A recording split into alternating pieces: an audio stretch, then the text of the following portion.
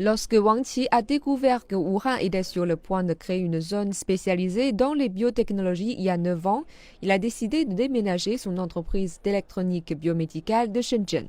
Il a l'impression qu'il s'agissait d'une décision bien inspirée.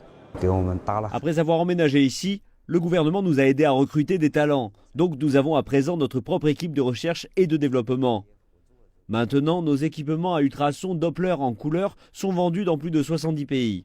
L'an dernier, l'un de nos électrocardiographes a remporté le prix Red Dot. La zone de biotechnologie de Wuhan met depuis le début l'accent sur la conception d'innovation. Et c'est sans doute pourquoi elle a attiré plus de 1200 entreprises biomédicales. Human Well Healthcare est l'une d'entre elles.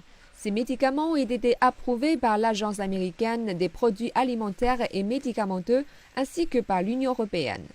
Ils sont vendus dans le monde entier et c'est quelque chose que son directeur n'aurait pas pu imaginer il y a quelques années.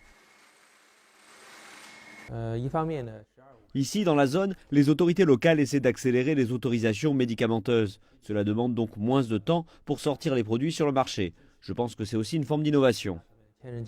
La Chine en est toujours aux premières étapes du développement de son industrie biomédicale. Mais cela sera certainement un centre principal pour le pays dans les 10 prochaines années, alors qu'elle cherche à développer sa stratégie fabriquée en Chine 2025.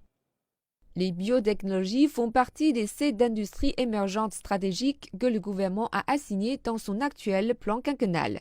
Fabriquée en Chine 2025, une autre initiative centrale pour accroître la production, les a aussi désignées comme une industrie clé. L'innovation requiert de l'argent et des talents. Notre travail est d'introduire des politiques favorables pour étendre notre banque de talents et de fournir une assistance financière aux entreprises de la zone. L'économie chinoise s'adapte graduellement à sa nouvelle normalité avec une croissance plus lente mais plus stable.